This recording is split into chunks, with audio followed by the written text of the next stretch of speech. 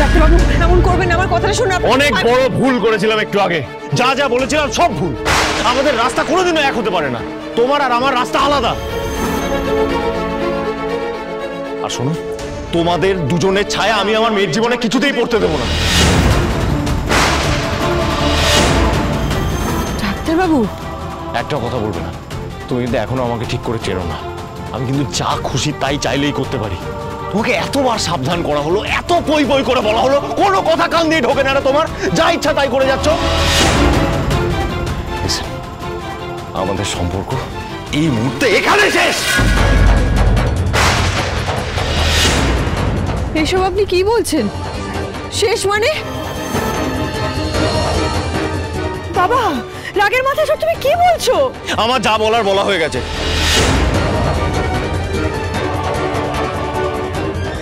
ডাক্তারবাবু, ডাক্তারবাবু, ডাক্তারবাবু!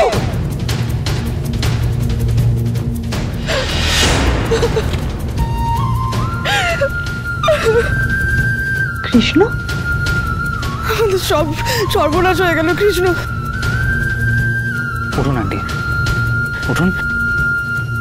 কৃষ্ণ, আমি সব জানি। ও সব শেষ হয়ে গেল। কৃষ্ণ, আমার মেয়েটাকে আমি বাঁচাতে পারলাম না।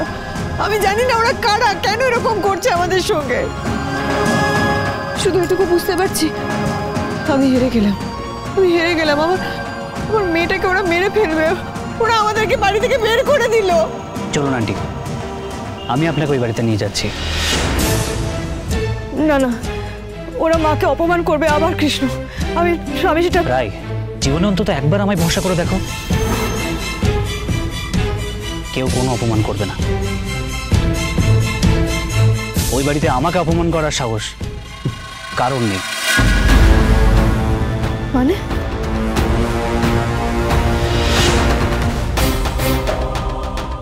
দীপা আবার এরকম করলো, কেন করলো এরকম? সব শেষ করে দিল।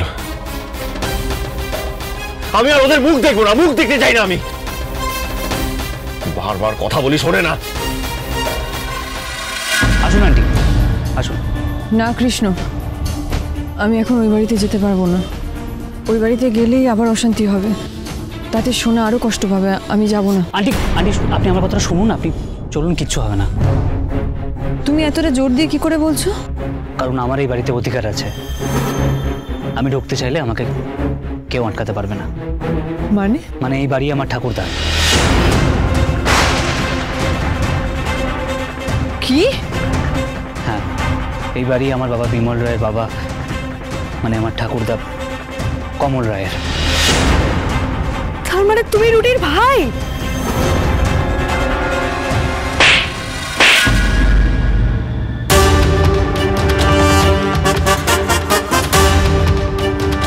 তোমার সাহস কি করে আমাদের মিথ্যে কথা বলার?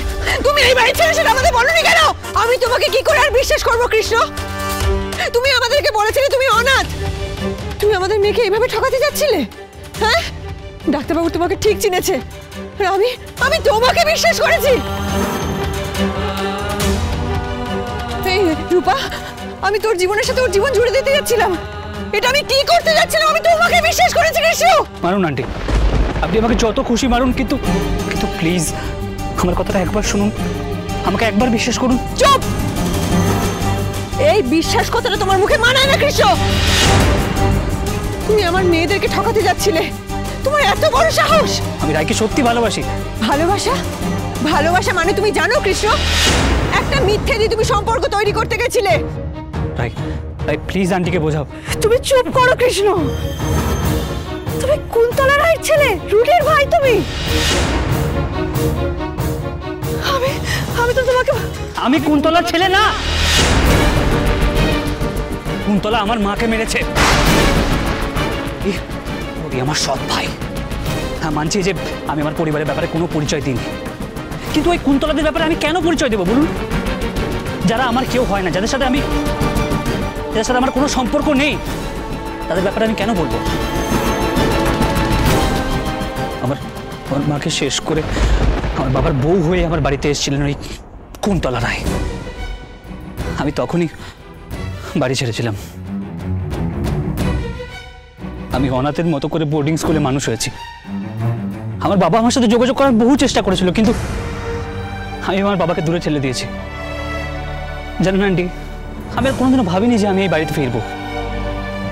কিন্তু কিন্তু সেদিন যখন কুন্তলা রায়কে আপনাদের বাড়ি থেকে বেরোতে দেখলাম,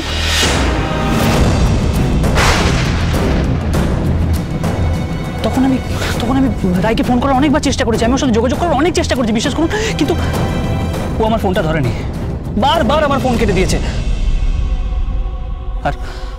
আর আজ এই সব কিছু দেখে আমি আর নিজেকে আটকাতে পারিনি আন্টি। না না না, আমি তোমার কথা বিশ্বাস করি না। তুমি এই পরিবারের সাথে জুড়ে আছো, তুমি এদের লোক। আমি তোমাকে কি করে বিশ্বাস করব? মা, কৃষ্ণ কিন্তু মিথ্যে কথা বলছে না। ও আমাকে সত্যি কিছু বলার চেষ্টা করেছিল, কিন্তু আমি ওর কোনো কথা শুনিনি। না রূপা, আমি কৃষ্ণকে বিশ্বাস করি না, আমি এবারে কাউকে বিশ্বাস করি না। আমি দুই মেয়ের জীবন এইভাবে শেষ হয়ে যেতে দেবো না, কিছুতেই না। আপনি যেই মাটিতে দাঁড়িয়েছেন সেখানেও তো ভূমিকম্প হলে কেউ আছে না, তাহলে কি আর মানুষ সেখানে দাঁড়াবে না? দেখুন, এই মুহূর্তে সোনাকে বাঁচাতে হলে আপনাদেরকে ওই বাড়ির ভেতর যেতে হবে, আর সেটা ওই কুন্তলা রায় কোনোদিনও হতে দেবে না। আমি জানি যে আপনি আমায় ভরসা করেন না, ঠিক আছে, কোনো ব্যাপার না, আপনি পরে আমায় পরখ করে নেবেন, কিন্তু আসুন আন্টি, প্রত্যেকটা মুহূর্ত দেরি হয়ে যাচ্ছে, আর সময় নষ্ট করলে হবে না। সোনার যদি কিছু হয়ে যায় তাহলে আপনি, রায়, স্যার, আপনারা কেউ ভালো থাকবেন না, আর আমিও নিজেকে ক্ষমা করতে পারবো না। আমি অন্ধকারে ঝাঁপ দিচ্ছি ঠাকুর, তুমি দেখো। আমিও তো মিথ্যে আশ্রয় নিয়ে ছদ্মবেশে গিয়েছিলাম, রেকর্ডারও লাগিয়েছি। যা হয় হবে, আমাকে এখন কিছু হবার আগেই ওই বাড়িতে ঢুকতে হবে, জানতে হবে কে আছে এইসবের পেছনে। কি ভেবেছ কি এইভাবে বেঁচে যাবে? তুমি প্লিজ ওদের কিছু করো না। আমি তো তোমাদের পক্ষে বলে, আমি তো সবটা তোমাদের হয়েই বলছি। আমি আমার বাবাকে বাড়ি থেকে বের করে দিয়েছি। হ্যাঁ, আমার খুব কষ্ট হয়েছে, আমি তো তাও করেছি। বলো প্লিজ, প্লিজ এবার আমাকে ছেড়ে দাও প্লিজ। ছাড়াছাড়ির তো কোনো প্রশ্নই ওঠে না। এইবার তো তুমি দেখবে সোনা, শাস্তি কাকে বলে। কিন্তু কিন্তু কিন্তু কুন্তলা, ও তো ক্ষমা চেয়েছে। এই, তুমি এত কথা বলছো কি করে? হ্যাঁ, কি ব্যাপার বলো তো? এতটা জোর তুমি পাচ্ছ কোথা থেকে? শোনো, আমি যদি চাই, আমি কিন্তু এক্ষুনি তোমাকে ওই বাড়িটা থেকে বের করে দিতে পারি। কুন্তলা, আবার আবার কথা বলছো তুমি? রুডি, নিয়ে চলো ওকে ঘরে। শাস্তি কাকে বলে এবারে ও দেখবে।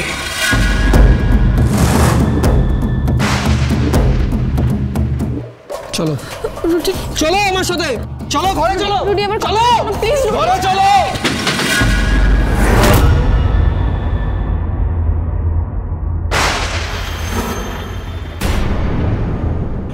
আবার দীপা আপনার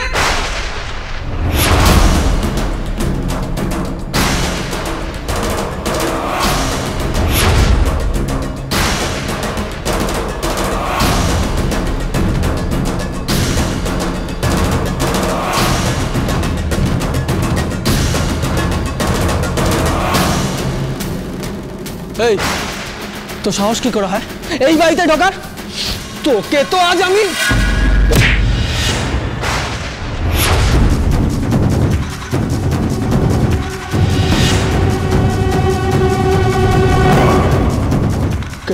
আমি রুডি,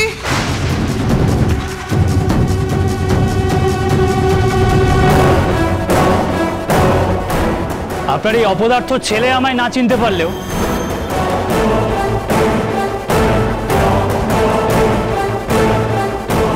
আপনি তো আমায় নিশ্চয়ই চিনতে পেরেছেন, তাই না মা?